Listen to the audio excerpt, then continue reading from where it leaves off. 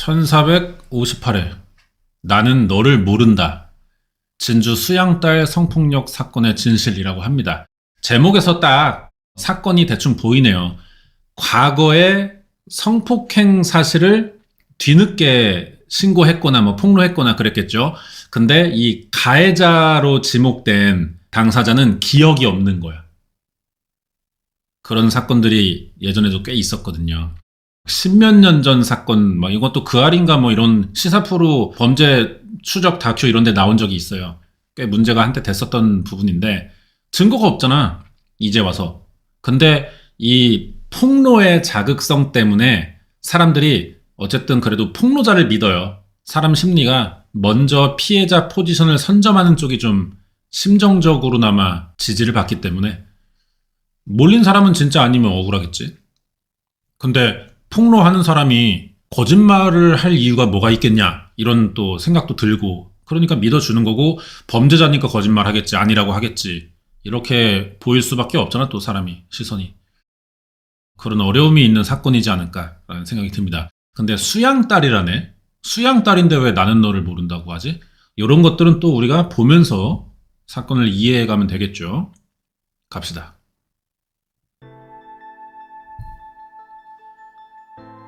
명근 씨가 좋아가지고 이렇게 푹 빠진 건지, 영상통화하면서 거기다가 사랑해 하고 우리는 손님하고 오글거려요. 각자 이혼 경험이 있던 두 사람이 2012년 지인 소개로 알게 됐습니다. 그리고 이듬해 연인으로 발전해서 주변에 부러움을 샀어요. 중년 커플. 차명근 씨의 지인인데, 명근이가 거제 조선소의 감독관으로 있었거든. 연봉이 꽤 돼, 한 30만 달러. 그때 환율로 3억에 한 7, 8천쯤 되는 그런 회사를 다녔어요. 총 동창회 할 때 친구들 보통 한 10, 20, 30 이렇게 해. 그렇게 찬 조금 내는데 이 명근이는 500 낸다 이거야. 울산과 거제 등지에서 10수년간 해양 중공업에 종사하며 능력을 인정받았습니다. 그리고 한편 명근 씨랑 만나는 여성 정 씨도 재력이 꽤 있는 여자예요.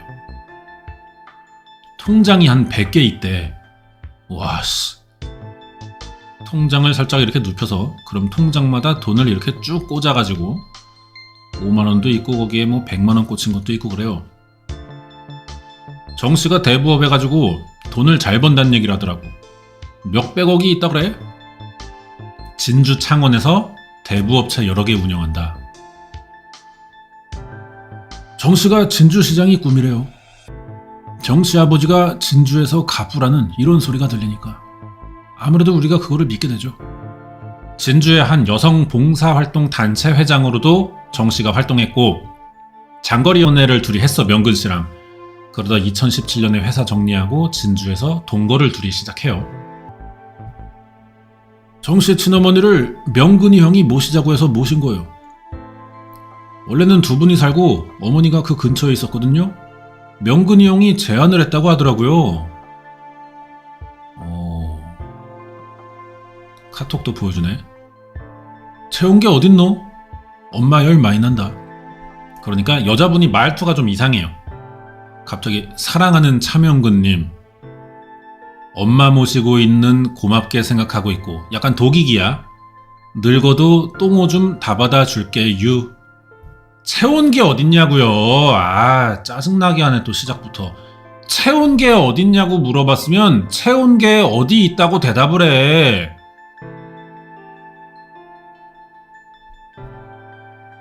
자, 그런데 명근이가 정 씨의 수양딸을 상습적으로 성추행하고 성폭행했대. 그 혐의로 고소당해가지고 경찰 조사받으러 가야 된다고 그렇게 얘기를 하더라고. 지난 2022년 성인이 됐어요. 그 여자분 딸 현진 씨. 중학교 2학년이던 2018년에 명근 씨에게 성폭행을 당했다고 4년 만에 고소를 하는 겁니다, 지금. 자, 그럼 진술을 봐야죠. 중학교 2학년 때 엄마가 만나고 있는 사이라는 걸 알고 처음 자기도 만나게 됐다. 내가 사무실에 갈 때마다 거의 맨날 계셨다. 항상 술 냄새 났고 맨정신일 때 봤던 적은 드물 정도였다. 어느 날 사무실에 있었는데 화장실로 오라고 하시더니 내 옷을 벗기려고 하셨다. 하지 말라고 했는데 여기서 소리 지르거나 하면 엄마가 가만 안 둔다고 칼로 찔러 죽여버릴 거라고 했었다. 엄마의 남친이 되는 사람이 나한테. 술에 취한 명근 씨가 성폭행을 시도했다. 그리고 범행에 실패했어요, 결국. 나이가 많아 그런가? 그러더니 갑자기 사무실에 오줌을 싸재껴. 그의 범행은 한 번에 그치진 않았어요. 명근 씨가 연인인 정 씨의 사무실뿐 아니라 수양 딸인 현진 씨가 거주하던 집에서 총 6번의 성추행과 유사 강간이 있었다고 합니다. 정 씨의 동업자. 말을 전혀 안 했다는 거야. 갈 때마다 애가 밝은 표정으로 이모 하길래 저도 몰랐는데요. 어느 날 갑자기 문자로 엄마 집에 빨리 오면 안 돼? 이런 일이 있으니까 애가 겁을 먹고 엄마한테 빨리 오라 했는가 보다 말을 못하고.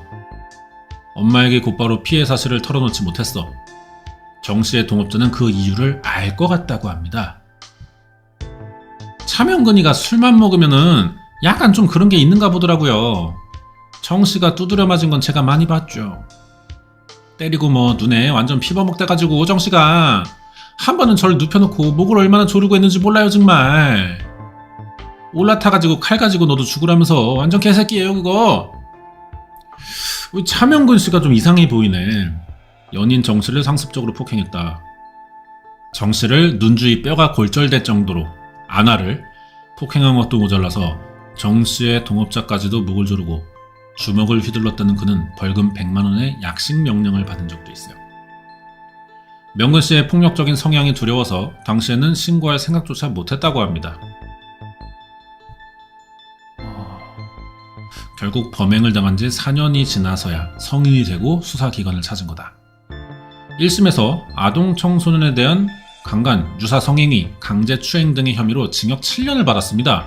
이게 근데 증거가 있나? 어떻게 나온 거지? 자, 근데 차명근 씨가 판결 받고요. 항소를 안 했습니다. 검찰에 항소가 있었는데 형이 약해 보였나 봐. 근데 기각되고 7년 확정돼서 교도소에 들어가 있고, 그리고 약 한 달 전 한 통의 전화를 받게 됐어요. 저는 정혜란의 수양딸을 성폭행했다는 누명을 쓰고 현재 교도소에 들어가 있는 차명근입니다. 당사자가 그 아래 연락을 해온 거야. 억울하다고. 저는 강현진을 본 적도 없고 이름을 들어본 적도 없습니다. 성범죄자라는 누명을 벗고 명예를 회복하지 않는다면 저는 눈을 감지 못할 것 같습니다. 정 씨의 딸 현진 씨를 본 적도 없다는데 이게 무슨 말이냐? 명근 씨의 누나를 만나 얘기를 더 들어보기로 합니다. 나보고 구치소에서 대체 강현진이를 어떻게 생겼는지 사진 좀 보내줘 해가지고 사진을 보내줬어요. 누구한테요? 차명근한테요, 동생. 내가 만난 적도 없고 본 적도 없는 수양딸이 갑자기 혼자 생겼는데 하면서 누나랑 당사자 차명근 씨, 명근아, 누나 자나? 자려고 왜? 이번에 이제 딸이라는 애를 갖다가 이제 성폭행으로 해가지고 날 고소를 했잖아. 이건 재판받기 전의 얘긴가 보다. 내가 무고로 나올 가능성이 높아. 아, 다행이야. 당연하지. 나는 한 적도 없는데, 아무것도 없는데. 2018년 1월에 강현진이 중학생일 때 성추행했기 때문에 성범죄자로 지금 감옥에 가 있잖아요. 동생하고 헤어지고 난 다음에 그것도 2022년에 고소장을 냈는데 얼마나 악랄하게 그 시기를 맞췄는지. 남자는 전부 거짓말이라고 하고 여자는 죄를 지었으니 죄값을 치러라, 이런 입장이야. 자, 조사 기간에 둘이 카톡도 주고받은 거죠. 당신이야말로 나에겐 진정한 악마였다. 거짓이면 누구도 감당 못하는 일 벌어진다. 차명근 씨는 이 여자친구인 정 씨가 어떻게 판을 짠 게 아닌가 생각하는 것 같아요, 말이. 그러니까 여자가 죄를 지었으면 벌을 받아야지. 검찰 조사 잘 받아라? 죄 없이 수감 생활을 한다는 건 어떻게 말로 표현을 못합니다. 가끔씩 숨을 쉴 수가 없을 정도로 힘이 듭니다. 저는 하나님께 맹세코 강현진을 모릅니다. 너무 억울하고요. 저를 도와주세요. 오호. 근데 이게 또 특이한 점 중 하나는 정씨라는 여자가 친딸이 아니에요. 2018년에 보육원에 있었어, 현진이가. 정씨가 데려와서 딸 삼은 거지. 그리고 명근씨와 정씨가 동거를 하면서 현진씨는 혼자 따로 살았습니다. 얼마 뒤 2018년 1월 정씨 사무실에서 3차례, 정씨 집에서 3차례, 총 6차례의 범행이 이루어졌다는 건데, 정씨 수양딸 현진씨가 처음으로 범행을 당했다던 엄마 정씨의 대부업체 사무실, 현재는 영업이 중단된 걸로 보이고, 범행이 벌어진 곳은 사무실 안쪽의 화장실이라고 합니다. 현진씨의 격렬한 저항이 화장실 칸막이 넘어 정씨의 귀에 닿진 않았을까? 당시 정씨는 돌발성 난청이 있었대요. 소리를 듣지 못했다고 주장합니다. 같은 공간에 있긴 했었나? 자, 증인들 얘기를 들어보면 일단 같이 보기는 봤어요. 정씨가 있기 때문에 강현진이 있었고 저도 거기 있던 거고요. 그럼 그 자리에 차명근 씨가 있었나요? 없었나요? 그 자리에 있었죠. 집에서 현진이랑 그 다음에 차명근 씨랑 같이 있는 걸 봤다 이렇게 말씀하셨는데요. 집이 아니지, 집이 아니죠 싶은데 정씨 가게에서 봤지 싶습니다. 두 분이 알 수밖에 없어요. 두 분이 사무실에 너무 자주 왔다 갔다 했기 때문에요. 통화한 증인들은 다 명근 씨랑 현진 씨가 같이 있는 걸 봤다고 기억을 합니다. 또 다른 증인이었던 정 씨의 동업자는 당시 상황을 더 구체적으로 묘사해요. 선생님이 몇 번 목격하셨어요? 같이 있는 걸? 갈 때마다 있었어요. 차명근도 있고 현진이도 있고 우리 현진이 했으니까 사람들 다 알죠. 상황을 목격한 직원 이 씨는 현진 씨에게 신고해라 권유했어요. 근데 피해자인 현진이가 미성년자기도 하고 또 이제 수양딸로 들어왔잖아. 친엄마가 아니잖아. 이런 걸 보여주면 좀 곤란해질 것 같다고 생각했을 수도 있겠죠. 경찰 신고 못하게 했다고 엄마 아파 누워있고 협박도 받았으니까 신고하면 맞아 죽는다. 엄마랑 논의해보겠다고 했는데 결국 고민 끝에 엄마 정 씨에게 피해 사실을 고백했습니다. 자, 근데 정 씨의 진술조서, 차명근 씨 그 여친, 2018년 1월 24일경 강현진이 저에게 직접 말을 해서 알게 됐습니다. 말을 들은 직후에 이미란이 계속 전화가 와서 만나서 할 얘기가 있다고, 그래서 경찰에 신고하자고 했습니다. 제게 차명근에게 수회에 걸쳐 그런 사실이 있는지 물었더니 저에게 계속 일이 잘 해결될 수 있도록 해달라고 빌었습니다. 그런데 제가 당시에 차명근과 사실혼 관계 중이어서 현진이를 달래 그 일이 어느 정도 무마가 되었습니다. 정 씨도 사실혼 관계인 명근 씨의 폭력이 두려워서 신고를 못했대요. 그럼 현진 씨는 왜 사건 발생 4년이 지나서야 고소를 결심하게 된 걸까요? 목격자와 증인들도 있는데 7년이나 만난 연인의 수양딸을 모른다는 명근 씨의 말을 어떻게 받아들여야 할까요? 주변의 지인들은 다 같이 있는 거 본 적 있다고 했는데 19살인 수양딸이 고아원에 있다는 얘기를 들어봤을 뿐 중학생 수양딸이 있다는 줄은 고소를 당한 뒤에 알았다고 합니다. 그의 주변에서 정 씨의 수양딸에 대해 들어본 사람은 없을까요? 저는 그런 이야기는 전혀 들은 적이 없습니다. 수양딸이니 이런 거요? 전혀요. 딸이 있다는 얘기도 못 들어봤고 두 분만 있을 때도 거기를 한번 가봤고 어머님하고 살 때도 거기 갔었거든요. 의부 딸이라든가 뭐 그런 여자가 집에 있거나 그런 적이 없었어요. 오랜 시간 곁에서 정 씨를 지켜봐왔다는 지인은 이런 이유를 알 것 같대요. 강현진이 전 내연남의 딸이거든요. 2013년도인가 그 당시에 전 내연남이 강현진을 데려왔어요. 그 남자하고 정 씨하고 내연 관계니까 그때. 보육원에서 데려온 것도 아니야? 전에 만났던 남자의 딸이라고? 그러면 친딸도 아닌 거죠 어쨌든. 정 씨가 남자가 많잖아요. 그럼 이 사람 전부 서로 모르게 해요. 그렇기 때문에 사무실에 차명근이 오면 강현진을 아예 못 보게 해요. 실제로 종종 사무실에 방문했지만 정 씨가 싫어해서 항상 잠깐만 있다가 떠났대. 명근 씨는. 정 씨의 또 다른 지인은 진술서를 작성한 증인들과 정 씨의 관계가 의심스럽다고도 합니다. 증인이 10명인가 있다고 들었어요. 10명의 사람들은 한 명 한 명 보면 대부분 다 밀접한 관계에 있는 직원이에요. 아니면 조카라든지 아주 가깝게 지내던 그런 사람들이 대부분인 거예요. 증언들이 좀 정 씨에게 유리할 수밖에 없는 말들을 하는 사람들이네. 정 씨를 제외한 9명의 증언자. 이들은 모두 정 씨와 가까운 사이인데 정말로 단순히 측근이어서 정 씨 모녀에게 유리한 증언을 해준 걸까? 회 시켜 먹고 그렇게 해가지고 본 게 답니다. 그럼 그때 네 분이서 식사를 하신 거예요? 그것도 정확하게 기억나지 않습니다. 차명근 씨와 강현진 씨가 서로를 뭐라고 불렀는지 혹시 기억나세요? 기억 안 납니다. 정 씨가 차명근이 언니를 모른다고 하니까 하나 적어달라고 해서 내가 있는 그대로 적어준 거지. 분명 현진 씨가 부녀 사이였다고 증언했던 사람들은 모두 사실 기억이 잘 안 난대. 오래 시간이 지나서 기억이 흐려진 건 아닐까. 20대가 된 현진 씨는 한 가지 사건을 언급합니다.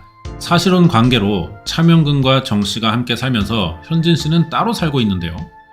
2019년 7월 13일 집에 혼자 있었는데 누가 계속 초인종을 눌러댔고 가만히 있으니까 문을 발로 차고 비밀번호를 계속 누르는 소리가 났다. 그래서 즉시 경찰에 신고했는데 다행히 경찰이 오고 나중에 연락된 엄마가 오니 위험한 상황을 모면했다고 증언한 현진 씨. 일단 상황을 좀 정리하면은 4년 전에 성폭행 당했다고 주장하는 여자가 나타났어. 그럼 범인이 누구냐? 우리 엄마의 남편이야. 실제 남편 아니고 사실혼 관계. 근데 알고 보니까 엄마랑 딸이 친모녀가 아닙니다. 보육원에서 데려온 수양딸이래. 근데 알고 보니까 그것도 아니야. 전에 사귀던 남친의 딸이야. 그럼 일단 정 씨라는 여자는 거짓말을 몇 번 했어요. 그리고 4년 뒤에 성폭행 신고를 한다는 것도 일반적이진 않은 상황에서 주변 사람들이 차명근과 강현진 둘이 같이 있는 거 본 적 있다는 말도 많이 나왔어. 그래서 범행이 성립됐던 것 같아요. 인정된 것 같은데 차명근은 모르는 사람이래. 그래서 그 증인들에게 그 알이 취재를 해보니까 이제는 기억이 안 난대. 존나 이상하다 상황. 수양딸의 존재도 모른다던 명근 씨가 어떻게 당시 현진 씨의 집에 찾아간 걸까? 그리고 법정에 제출된 또 하나의 증거. 명근 씨가 정 씨와 나눈 문자 내역에서 명근 씨가 현진 씨를 언급한 문자가 확인됩니다. 명근 씨는 현진 씨를 알고 있던 건 아닐까? 6시에 밥 먹으러 와요. 현진이랑 밥 먹으러 갈게. 도착한다고 하네? 남자가 먼저 언급하는데? 현진이랑 같이 간다는데? 집에서 삼겹살 먹게. 현진이도 좋아하던데. 자가 없어. 현진이 오면은 타고 갈게요. 몇 시요? 근데 그 문자에 대해 할 말이 있다는 부부를 만납니다. 현진이가 누구냐면요. 이 이야기 들었나요? 우리 아들 이름이 현진이에요. 이게 그 문자 맞아요? 예, 이게 우리 아들이에요. 명근 씨가 문자에서 언급한 현진이가 사실은 정 씨의 딸 강현진이 아니고 동명이인인 어떤 부부의 아들 김현진입니다. 어디쯤 왔니? 저 이제 마창대교 탔어요. 이게 이제 김현진 남자. 6시 반 도착이네요. 알았다. 이건 우리 아들이고 이거는 차명근과 관계를 우리 아들이 어떻게 아는가 하면은 동종업종이에요. 차명근 감독 정도 되면 상당히 인정받는 감독이었다고 우리 아들이 인정을 딱 하더라고요. 자신과 동명이인이 언급된 엄마의 문자를 증거로 제출한 현진 씨. 여기서 좀 이상한 거는 그러면은 차명근 씨는 이 일하다 알게 된 이 김현진이라는 남자를 왜 여친과 밥 먹는 자리에 데려가는 거지? 좀 넘어가 봅시다. 하지만 이 사건에는 분명 성범죄 현장을 목격했다는 인물이 존재하죠. 정 씨의 대부업체 직원이었다는 이 씨. 이 씨를 찾기 위해 정 씨가 또 다른 사무실로 사용했다는 한 빌라를 찾아가 봐요. 저희가요, 이 여자분 찾고 있거든요. 저기 사무실 썼던. 이거 격리하던 아가씨 같은데? 안 보인 지 5년 됐다. 수소문 끝에 이 씨가 거주했던 집을 찾아가 봤지만 흔적이 없고 이 씨의 가족이라도 한번 찾아가 봐요. 가족에게도 연락을 주지 않은 채 집에도 예고 없이 한 번씩 찾아온데 알 수 없는 말만 남긴 채 잠적한 듯 보입니다. 그래서 과거에 정 씨의 경호원으로 근무했다는 한 남자를 만났어요. 몇 년 전에도 저한테 진술서를 작성해달라고 했거든요. 정 씨가 부탁했는지 누가 부탁했는지 모르겠는데 누가 부탁을 했대요. 제가 이거 싫다, 귀찮다고 안 한다고 했거든요. 자신도 당시 진술서를 작성해달라는 부탁을 받았어. 진술서에 미처 적히지 않은 진실은 그럼 뭘까? 사건에 대해 알고 있는 거냐? 당시 현진 씨를 본 적은 있지만 명근 씨는 기억이 없다고 합니다. 일을 그만두며 친한 지인에게 일자리를 물려줬어요, 임 씨가. 진술서를 받아달라는 부탁을 받았다며 임 씨에게 연락을 해온 후임 경호원 한 씨. 그는 당시 진술서를 작성한 9명 중 1명이었습니다. 차명근의 경호원이었다. 차명근 누나, 이 사람만 법정 증언을 안 했어요. 사무실에 와가지고 성추행 당했다는 이야기를 들어본 적도 없고 정 씨가 사건에 대해 말한 적도 없다. 나는 차명근 씨를 잘 모른다 그랬어요. 진술서는 써놓고 차명근은 모른대. 그럼 왜 써 이걸 진술서를? 이 정 씨 여자한테 뭘 받았나? 차명근 씨 변호사죠. 저희가 그래서요, 이 사실 확인서가 대체 어떻게 작성이 됐는지 너무 궁금해가지고 정 씨의 경호원을 만나게 됩니다. 우리 의뢰인은 너를 모르는데 너 어떻게 이걸 작성하게 됐니? 물어봤어요. 그러니까 대표님이 다 쓰라고 해서 썼다. 시키는 대로 했다. 그렇게 어렵게 받아낸 한 씨의 새로운 진술서. 그 안에 자신은 명근 씨를 모르고 성폭력 사건은 들어본 바 없으며 정 씨의 부탁으로 쓴 진술서라는 내용이 들어있었다. 여자가 이상해지네요. 성폭력 고소를 당하기 이전에 사기로 정 씨를 고소했었다는 명근 씨는 도대체 이게 무슨 말이냐? 동생이 그동안 살면서 정 씨와 2년 동거했어요. 나머지 부분은 왔다 갔다 하면서 사귄 상황인데 그런 상황에서 정 씨가 자기 통장에 23억 원의 돈이 있다면서 돈이 지금 회전이 안 되는 상황이니까 돈을 좀 빌려달라 하는 게 7억 8천까지 들어갔어요. 동생이 나중에 보니까 아 이거 사기꾼이다 하는 걸 짐작하고 헤어지면서 고소장을 딱 냈어요. 내 돈 7억 8천 내놔라 하고 고소장 썼는데 아 이건가 그러면? 사실 이쯤이면은 지금 정씨 여자가 이상한 게 맞거든요. 만약에 그래서 억울하게 들어간 거라면은 이 돈을 변제해야 되는 거니까 엮어서 집어넣은 게 아닌가. 그렇게밖에 안 보이네 상황이.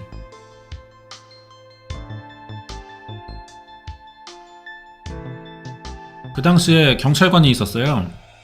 근데 그 사람이 동생 고소 사건을 꾸미다가 무혐의로 딱 만든 거예요. 왜냐면 정씨가 뇌물을 매겼어요. 처음 배정됐던 수사관이 갑자기 바뀌고 결국 불송치 결정이 내려집니다. 알고 보니 해당 수사관이 정씨로부터 뇌물을 받았어요. 이 일로 유죄 판결을 받고 직위 해제되었다고 합니다. 경남 진주네요. 뇌물 얼마 받았는데 징역 6개월에 벌금 300. 근데 집행유예네. 그래서 다른 수사관으로 교체되고 난 다음에요. 이제 정씨가 아 이거 돈을 물어줘야 되는 상황이 오네. 내가 사기꾼으로 이렇게 몰리네 생각해가지고 갑자기 2022년에 내 수양딸을 성폭행했다고 그런 것 같아요. 이게 유력한 시나리오입니다. 사기 고소하고 뇌물 먹인 거 밝혀지고 11개월 뒤에 성폭력으로 고소한 거야. 현진 씨가 제출한 정신과 진료 차트가 작성된 시기 역시 명근 씨의 이의 신청 2개월 후 차트에는 현진 씨가 사건 때문에 진단서를 요청했음을 명시하고 있습니다. 그리고 2022년 3월 정씨 측 변호사는 사기 사건 공판 도중 갑자기 명근 씨에게 성범죄 사건에 대해 물은 적이 있어요. 명근 씨 측의 주장처럼 정말 사기 혐의 피소에 따른 맞대응으로 기획된 성범죄 고소일까? 이게 근데 거의 유력한 것 같습니다. 현진 씨랑 잘 아는 20대 남성을 만나요. 제가 진짜 친구들한테도 얘기를 하는데 진짜 영화에서 저희가 보면서 느끼고 실제로 이런 일들이 있을까라는 게 실제로 벌어지는 거예요. 이게 우리가 봤을 때. 얘네가 어떻게 해서 사람 한 명 죽일지 제가 그런 증거 하나 없었으면 똑같이 차명근 씨처럼 될 뻔했던 게 당연하고요. 제 친구의 친구가 강현진이어서 소개를 받았어요. 2023년 8월까지 교제를 했습니다. 고등학생 때부터 알고 지내다가 연인으로 발전했다. 셀카하면서 나도 엄마처럼 돼야지 이런 비슷한 문구로 올리고 돈 자랑하고요. 강현진 엄마니까 그럼 이게 그거다. 이 정씨 이 여자가 전남친 딸이랑 어떻게 짝짝꿍 해가지고 사기치고 다니는 거네. 그거네. 그래서 이제 돈 받아내놓고 뭐 갚으라고 막 난리치면은 뭐 성추행 이런 걸로 딸 이용해서 엮어서 신고하고. 그 사기네, 그 사기.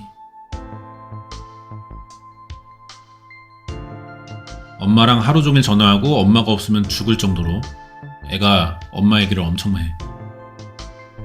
또래 친구들과 다르게 엄마 말이라면 과할 정도로 잘 따랐다. 정씨 또한 딸의 주변 관리에 꽤 신경을 썼다. 걔 엄마 아빠가 저한테 먼저 물어봐요. 어떤 사업? 물어보길래 그냥 회사란 학원 몇 개 운영한다. 집에 별장이나 이런 얘기도 있고요. 자, 근데 얼마 뒤에? 여보, 내가 진지하게 말 한번 해볼 테니까 생각이 어떤지 말해줬으면 좋겠어요. 엄마 아빠랑 진지하게 결혼 얘기를 했거든. 결혼식은 3, 4년 뒤에 하고 혼인신고를 먼저 하는 게 어때요? 입대를 앞둔 찬영씨에게 현진씨가 깜짝 프로포즈를 합니다. 여자친구의 갑작스러운 결혼 제안이 몹시 당황스러웠대요. 좀 그런가요, 말투가? 바꾸겠습니다. 보통 상견례 하면요, 제가 상견례 하는 날인 것도 알아야 되잖아요. 제가 당사자인데. 근데 별장에서 밥을 먹고 있는데 갑자기 강현진 아빠가 오늘 너희 약혼식이라면서 반지를 막 쥐어주면서 이러는 거예요. 근데 약혼식을 한 날에도 제가 말했어요. 결혼은 너무 빠르다. 그러니까 그때 강현진이가 막 그 자리에서 펑펑 울어요. 이상하리만큼 갓 20살인 어린 딸의 결혼을 서둘렀다. 찬영씨는 어떨결에 상견례와 약혼식을 치르게 됐다. 영상도 찍었네요. 그리고 결혼식 날짜까지 잡고 한복도 맞춥니다. 그러면서 돈 얘기를 자꾸만 차, 집 이런 거 얘기하고 시계 얘기하고 엄마 아빠 집 사준다, 뭐 빌딩 사준다. 아빠가 있는 건 알고 계셨어요? 예, 아빠 봤어요, 몇 번. 근데 이게 첫 번째 아빠인지 두 번째 아빠인지 세 번째 아빠인지 지금은 허씨라고 알고 있어요, 제가. 친아빠도 아닌데 자기가 현진이 친아빠라고 소개를 했어요.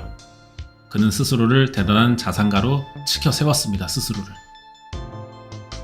집으로 뭐 궁전백화점 신림백화점 지분을 다 보유하고 있다고 하고 미국 캐나다 카지노를 3개 운영한다고 하고 통양에는 또 원양어선이 23척 있다고 하고 너무 부자니까 저는 솔직히 로또 1등을 수십 번 맞은 줄 그렇게 알았죠. 처음에 만났을 때부터 7억 6천짜리 아파트를 사놨다는 거예요.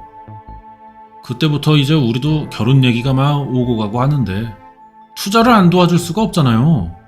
그래서 우리가 그때부터 돈을 준 거예요. 이게 수법이구나. 그들은 대부업체의 이자 수익금을 나눠주겠다며 투자를 제안했습니다. 그렇게 총 3억 1천만 원을 줘버렸어요. 근데 돈을 돌려줘야 되는데 안 갚으니까 통화하는 건가 봐. 통화 되시나요? 예, 됩니다. 다름이 아니고요. 오늘 저 찬영이 엄마랑 저녁에 같이 한번 만났으면 해서 전화드렸거든요. 아니, 대출도 된 걸 못 갚아내고 있으니까 그쵸. 톤을 갖다가 맡긴 것도 찬영 아빠 사정이에요. 어른들이지만 도대체 우리 돈은 도대체 제발 언제 주는 거야. 이제 아들이지 결혼하기로 강제로 막 이렇게 진행되고 있는. 자, 그러니까 강현진 2년 봐. 뭐라고? 누가 나 그랬어? 누가 나 오락한 적도 없어.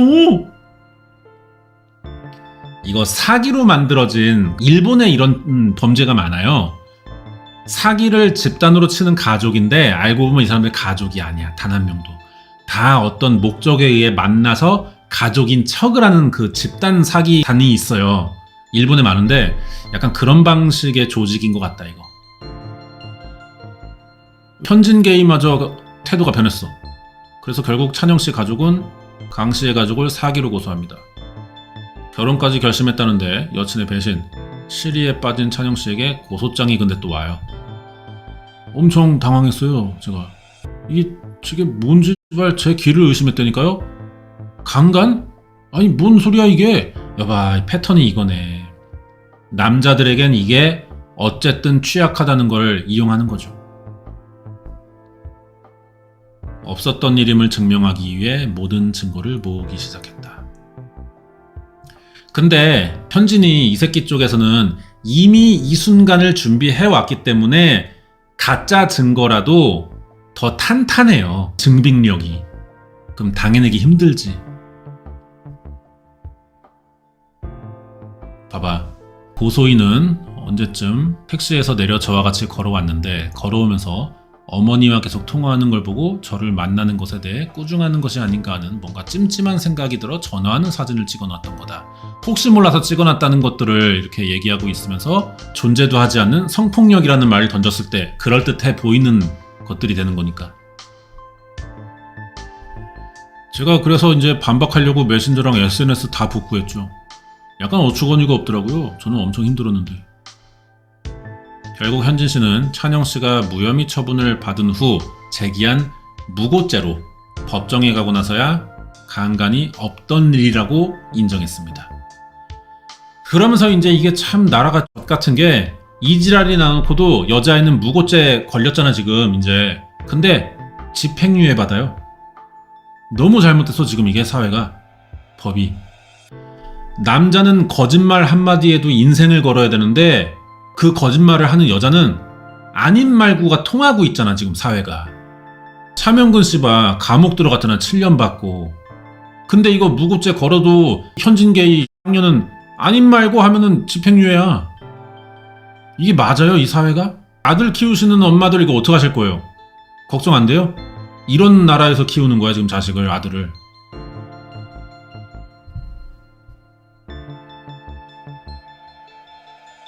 그녀는 사람 인생을 거의 죽일 뻔했는데 징역도 안 가고 밖에서 그냥 남자랑 만나면서 술 처먹고 그러는 게 너무 화나더라고요. 피가 막 거꾸로 솟아올라요 제가 지금. 유죄 판결 받고도 이 새끼 SNS에 막 인스타에 막 처먹는 거 찍어 올리고 막 어디 놀러 가고 막 그러네. 명근 씨의 사건과 놀랄 만큼 닮아 있다는 찬영 씨 가족의 피해 사례. 성폭력 피해자로 인정받은 만큼 단정할 수 없기에 현진 씨를 직접 만나 물어보기로 했습니다. 명근 씨 사건에 대해 물어보니까 불편한 기색을 내비쳐요. 그지 네가 편하겠냐? 제가 정신치료 받고 다니는 거 최소 알면 이런 연락하시면 안 된다고 생각해요. 가해자 쪽도 접근 금지 명령 신청되어 있어서 이런 내용으로 촬영하시면 처벌받을 수 있는 거 아시죠? 존나 X할 것 같은 말투다. 저희는요 이 사안에 대한 현진 씨의 입장이 듣고 싶을 뿐이에요. 반대로 생각하셨을 때 본인 가족이나 자식이 성폭이나 성폭행 당했는데 그 내용이 TV에 나온다고 생각해봐요. 자식이 있으시다면 이럴 수 있어요. 알겠습니다. 그럼 목소리 똑같이 내지 마시고요. 우선 차씨 사건과 관련해서는 당시 재판의 입장과 현재 입장이 같다고 이해해도 될까요? 네, 전 할 말 없고요. 얼마나 고통스러운지 이러시는 거 자체가. 병신들이 무고라는 거 인정했다며. 근데 왜 또 이래? 그럼요, 제가 한 가지만 더 여쭐게요. 찬영 씨 성폭력 사건 같은 경우는 현진 씨께서 유죄 판결 받으신 걸로 알고 있는데 이 부분에 대해서는 현진 씨께서 어떤 일로 찬영 씨를 고소하신 게 맞는 걸까요? 아니면 여전히 억울하신 부분이 있는 걸까요? 답이 없습니다. 정 씨는 차명근 씨의 돈 7억 1천만 원을 비롯해 확인된 것만 총 4명의 피해자들로부터 약 22억 원을 편취한 혐의로 고소당했습니다. 아, 나 갑자기 생각났어. 이 정 씨 이 여자가 통장이 100개라 그랬잖아. 거기에 막 뭐 5만 원도 꽂혀 있고 100만 원도 꽂혀 있고 하는 게 증인들 만드는 그 대가인가 봐. 이 사람한테는 얼마 주기로 했고, 그러니까 좀 더 유력한 거짓말을 해주는 쪽에게 더 많이 주니까. 그리고 이제 잘 모르겠지만 그 통장 거래 내역 추적을 피하기 위해 1인당 1개의 계좌만 사용하는 건가 봐. 그래서 통장이 많은 거 아닐까? 이게 뭐 여러 가지 사건이 막 동시에 진행되고 하다 보니까 그 얘기가 그게 아닐까? 아무도 호응 안 하네? 혼자 말하고 있는 것 같네? 2019년 안하골절이 올 정도로 정씨를 폭행하고 정씨의 동업자까지 다치게 했다는 차명근씨. 그건 어떻게 된 걸까? 벌금 100만 원의 약식 명령을 받을 만큼 폭행은 사실이고 무엇으로도 정당화될 수 없지만 차명근 씨는 그때 자신이 사기를 당한 것 같다는 걸 인지해서 배신감에 찾아갔다가 때렸다. 정씨 모녀의 주장대로 차명근 씨가 당시 정씨를 상습적으로 폭행했다는 증거는 확인되지 않았지만 정씨는 현재 차명근 씨와 다른 피해자들에게 사기를 친 혐의로 앞선 재판에서 징역 7년형을 선고받고 복역 중이고 다음 주 대법원 상고심이 있을 예정이다. 전 남친이었던 찬영 씨를 성폭행과 강제추행 혐의로 고소했던 딸 현진 씨는 오히려 무고죄로 1심에서 징역 1년에 집행유예 2년형을 선고받았어요. 검찰 측의 항소로 2심 재판 앞두고 있습니다. 이게 그러니까 봐봐요. 예? 이게 나라가 지금 여자들한테 거짓말 할 수 있는 카드 하나를 주는 거라니까. 살다가 같은 일 하나 있으면은 실제로 그런 것도 아닌데 그냥 네가 살다가 누구 하나 매장하고 싶으면은 한번 시도해봐 라고 카드를 하나씩 나눠준 거야 지금 나라가. 매장하고 싶은 남자 있으면은 거짓말로 한번 해라 라고. 물증이 남아있지 않은 성폭력 사건은 피해 당사자의 진술이 가장 중요하고 그 일관성과 주변 정황과의 일치 여부가 증거로 인정받을 수 있다. 게다가 차명근 씨는 1심 선고 후에 상소를 포기했어요. 정씨 모녀가 자신을 무고한 거라고 억울함을 주장할 거였으면 왜 1심 선고가 내려진 2년 전에는 침묵했던 걸까? 현진 씨에 대한 성폭력 혐의로 구속됐을 때도 명근 씨는 무죄를 확신했다고 합니다. 차명근 씨 지인, 판결받기 전에 교도소가 아니고 구치소에 있을 때 처음 면회 갔는데요. 야, 걱정하지 마라. 절대 걱정하지 말고 내가 잘못이 없으니까 호언장담을 하는 거야 이게. 지가. 근데 1심 재판에서 7년 받고 좌절에 빠졌죠. 그래, 이게 내가 떳떳하다고 해서 무죄가 나오는 게 아닙니다. 무죄가 나오는 거는 둘 중 하나예요. 고소한 새끼가 주장의 신빙성을 못 갖췄을 때, 그리고 고소당한 사람이 거짓말이라는 입증을 할 증거가 있을 때 무죄가 나오는 겁니다. 단순히 난 떳떳해, 사실대로만 말하면 뭐 풀려나겠지. 안 돼요. 모든 건 증거로 말하는 거니까. 정씨가 나를 이렇게 하려고 의도적으로 그런 게 확실하니까 내가 좀 있으면 나간다. 그렇게 얘기를 하더라고요. 처음에 동생이 형을 받고 수감되면서 하루하루가 지옥 같다 그랬어요. 명근 씨의 변호인은 사건 관계인들의 진술 신빙성에 의문을 제기하고 있습니다. 이 김소연 변호사님 이거 뭐 그 알 나온다고 옷 사 입으셨나 본데? 변호사들이 보통 이런 옷을 입고 일하나요? 이거 좀 말 안 되는 것 같은데. 사실요, 정씨는 차명근 씨와 적대 관계에 있고요. 사기 고소를 당하고 재판 중에 있던 사람이에요. 그런 정씨의 수양딸이 고소를 했어요. 유일하게 목격했다고 하는 이미란의 증언이 있죠? 과연 이게 진술의 신빙성을 인정할 수 있을지가 의문이에요. 정씨 모녀의 진술과 목격자 이씨의 증언만으로 입증되었던 명근 씨의 범행. 전문가는 3명의 진술에 대해 어떻게 분석할까? 이 목격자 이씨, 이 새끼 몇 살이지? 이 실루엣만 봤을 때는 현진이 친구 같거든요? 아니면 뭐 정씨가 고용한 알바겠죠? 피해 사실에 대해 굉장히 구체적으로 진술하고 있어요.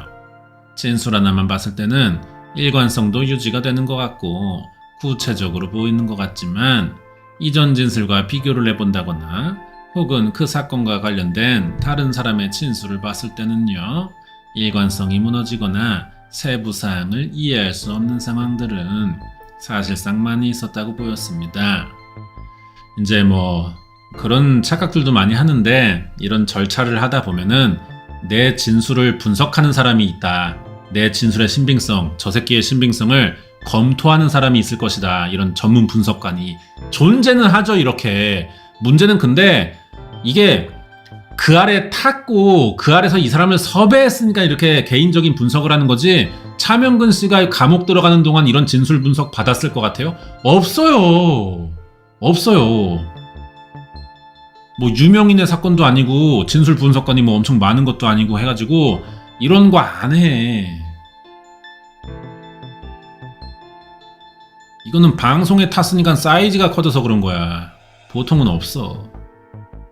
예를 들면 수양딸이 첫 번째 고소장에 있었거든요. 그 내용과 피해자 수사 면담했던 내용들, 그 기록을 봤을 때 고소장에서는요, 일단은 사무실에서도 10번이라고 얘기를 했어요. 피해가 20회 이상 있었던 걸로 고소장에는 기재가 되어 있는데요. 피해 횟수가 줄어드는 부분이 있습니다. 왜 줄였을까요? 빡대가리도 아니고 계속 10번으로 하지 왜 6회가 됐을까? 진술하다 보니까는 자기가 모순을 만들어내서 10번이라고 계속 말하면 안 되는 상황이 벌어진 건가?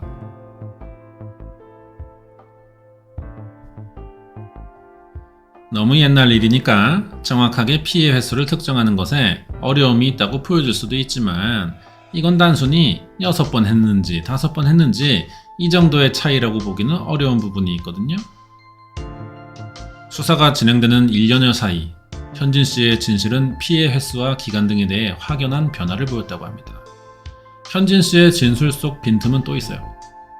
가장 쉬운 예로는 강현진이 차명근 씨를 처음 만난 게 2017년 12월 내지는 2018년 1월이라고 얘기를 해요.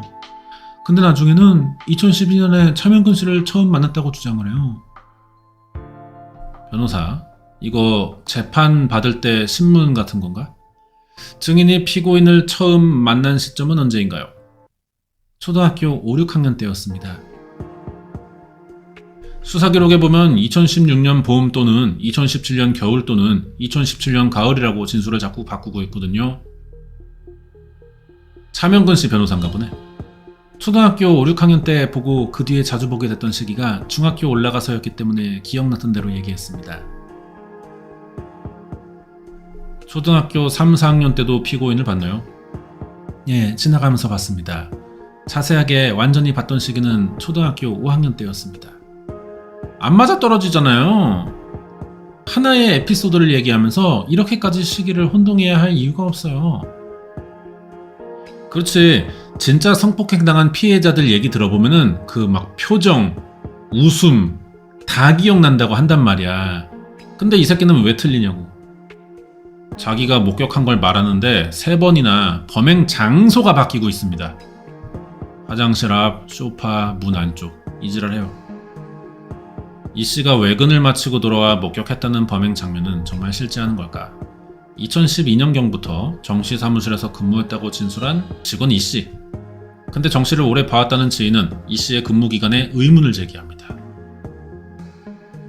2013년부터 2018년 1월까지는 진짜 정 씨 사무실에 매일 있다시피 했거든요, 제가요.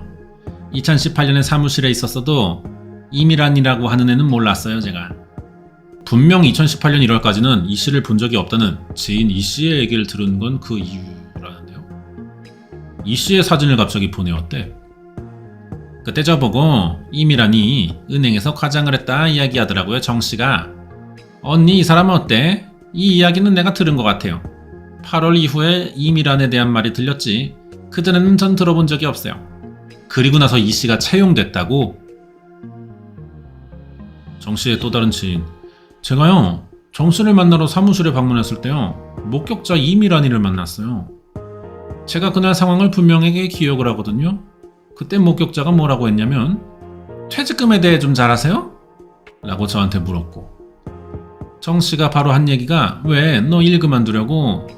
일한 지 2년도 안 됐으면서 뭔 퇴직금? 이렇게 얘기를 했거든요. 근데 그때가 2020년 12월이에요. 또 다른 지인 역시 직원 이 씨가 2018년 1월 당시에 근무하지 않았던 걸로 보인다고 주장해요. 그리고 보니 정 씨의 오랜 친구이자 동업자도 이런 말을 들려준 적이 있습니다.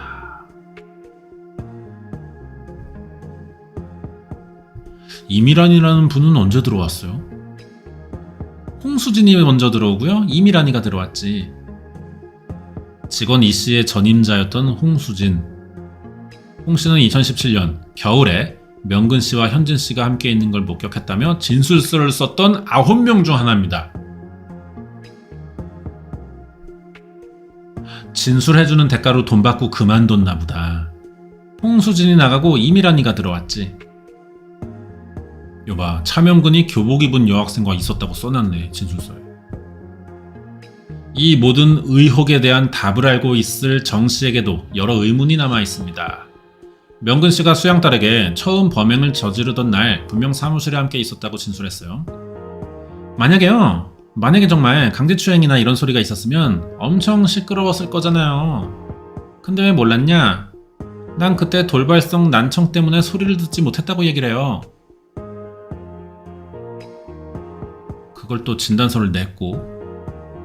좌측이네, 좌측. 그러면 오른쪽 귀때기로는 들렸을 건데. 소란이면 누구든 인지를 할 수밖에 없다고 상식적으로는 생각할 수 있습니다. 반대쪽 우측은 정상 범위로 측정이 된다, 귀가. 그래서 한쪽 귀로 들린다. 그래놓고 안 들린다고 하면 어떡해. 만약에 실제로 사건이 일어났다면 피해 상황을 몰랐을 리가 없다. 그리고 그 정도는 소란이 있으면 누구든 인지를 할 수밖에 없다고 상식적으로 생각할 수 있다고 합니다. 정 씨는 명근 씨가 자신의 사무실을 방문한 이유 또한 범행과 관련이 있다고 진술해요. 명근 씨가 자신에게 현금을 받아내기 위해 사무실에 들렀는데 그때마다 돈을 대신 인출해줬던 수양딸에게 성범죄를 저질렀다는 거죠. 실제로 돈을 인출하러 갔었다고 현진 씨가 진술해요. 정 씨가 범행 일자로 특정했던 날짜들의 출금 기록을 기반으로 정 씨의 사무실에서 가까운 ATM 기기를 확인해 봤는데요. 도보 10분 거리의 ATM 기기 한 곳뿐입니다. 그럼 뭐 거의 여기겠죠?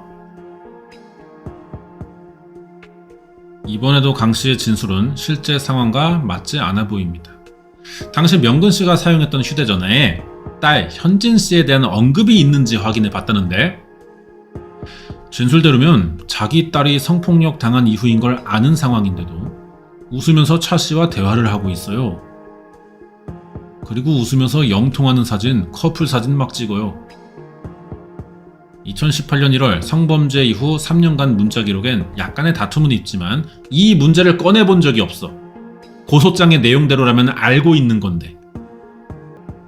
그러면 여기까지 취재해서 알아낸 건데 당시 경찰 수사에서는 현진 씨의 고소에 별다른 의심은 없었냐? 자, 그때 경찰입니다. 쪼다들이죠. 직접 증거나 이런 게 있으면 완벽하게 확신하겠지만 이거는 말의 신빙성을 봤기 때문에 강현진 쪽이 신빙성이 더 있다고 본 거지. 아시다시피 직접적인 증거는 없잖아요. 저희도 애매한 경우가 많거든요. 근데 이런 걸 할 때는 저희가 혐의 없음으로 갈 때도 있지만 재판에 한번 붙여봐야지 할 때도 있거든요. 서로 변호사 선임됐기 때문에. 서로 변호사가 선임된 게 뭔 상관이야? 지들 판단에 송치의 의견이냐 이것만 하면 되지. 쓸데없는 소리 하네. 법정에서 가려질 거라고 공판에 붙인 적도 있어요. 재판부에서 CCBB를 제대로 가려주기를 기대했다는 담당 수사관. 명근 씨는 수사기관과 사법부가 현진 씨 측 주장을 일방적으로 받아들였다며 억울해하고 있습니다. 하지만 한 가지 풀리지 않는 의문. 정말 억울했다면 왜 그 당시에 항소 안 했냐는 거야. 우리 차명근 씨. 10명의 증인 중 9명이 법정에 출석해. 아, 알겠다. 다수가 저래버리니까 의지가 꺾였네. 오케이. 이해 가는 겁니다, 이거. 내가 뭐 변명한다고 해도 씨발 뭐 들어줄 사람도 없을 것 같고 다 꺼져. 씨발 들어서 내가 살고 말아.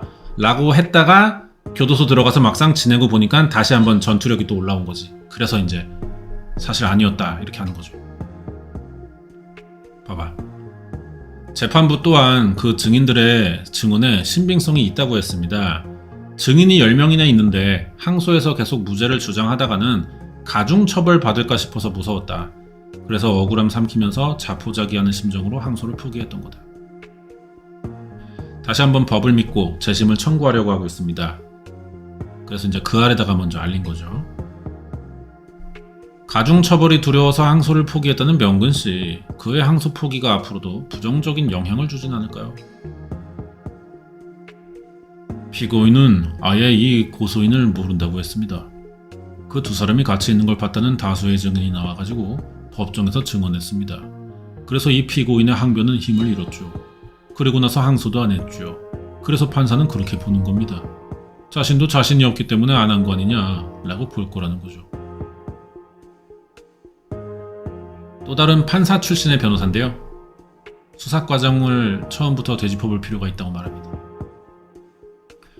상당히 쉽게 수사가 되고 쉽게 기소가 되고 쉽게 유죄 판결이 났다. 정말 진실의 발견의 차원에서는 반드시 한번 다시 다뤄줘야 할 필요는 있다. 그렇게 생각하고요. 저는 재심 가능성을 상당히 희망적으로 봅니다. 그럼 여기서 이제 그 재심 전문가 나오셔야 되는 거 아닌가? 바쁜가? 특히 이번에 그 과정에서 밝혀진 그런 새로운 내용들, 그 부분들은 아마 재심에 매우 중요하게 영향을 미칠 걸로 보고 있습니다. 그래도 오늘 이렇게 말을 하니까 후련하네요. 재심 기회가 생겼대요. 그럼 이거 지금 사건이 재심 진행 중인가요? 아시는 분들은 좀 댓글 좀 남겨주시고, 방송은 여기까지입니다. 네. 야, 이 존나 열받는 사건이에요. 현재 남녀 갈등이 뭐 우리나라에 심하다고 하는데, 사실 솔직하게 말하자면은 10대, 20대, 뭐 30대, 뭐 그리고 40대 초반까지 정도나 이런 데에 관심이 있지, 50대 이상, 60대, 70대 할아버지 할머니들은 뭔지도 몰라. 남녀 갈등에 대해 솔직히 말해서 왜들 저렇게 지랄들인지 이해 못한다고요. 이런 문제들이 지금 일어나고 있기 때문도 큰 거예요. 이유가. 예. 이게 여자분들은 지금 남자가 몰리고 있으니까 조금 뭐랄까 이 공포감이 덜할 수도 있는데, 남자들은 이거 진짜 무서워하고 있어요. 생각보다 많은 빈도로 일어나고 있거든요. 이 무고죄로 엮이는 경우가. 여러분의 아들, 남편 이렇게 한번 생각해 보세요. 동생이라든가. 이야기가 달라집니다. 나라가 지금 병신이 돼가지고 이상하게 성범죄에서는 유죄 추정의 원칙이에요. 진짜 실질적으로 성범죄에서만큼은. 왜 그렇게 보는 건지 이해를 못하겠습니다. 그런 상황인데 또 무슨 동의 없는 성관계 뭐 이지랄까지 막 법안 만들고 막 그러려고 하잖아. 지금 있는 것만 가지고도 성범죄 사건들 충분히 다 가려낼 수 있어요. 근데 뭐 동의 없는 성관계 이거는 처벌해야 된다. 아니 그게 간간이야. 말을 바꾸면은 성폭력이고. 근데 왜 말을 또 만들어내가지고 뭐 또 포괄적인 느낌을 자꾸 만들어가는 거냔 말이야. 이상해. 그러니까 이게 지금 뭐 성관계 시에 녹취도 막 금지하자는 말 나오고 난리야. 그러니까 이게 한번 찍혀버리면은 남자들이 점점 항변할 말이 사라지고 있어요. 방법이 사라지고 있다니까요. 지금 현재 유일하게 여자가 무고했을 때 가려낼 수 있는 방법이 실제로 만나서 이제 하루 뭐 이렇게 있었어. 그리고 나서 여자가 돌변하는 경우가 진짜 많아요. 돌변하는 경우가. 요즘에 모텔 사장님들이 여자들이 그렇게 찾아온다고 하잖아. CCTV 남아있냐고.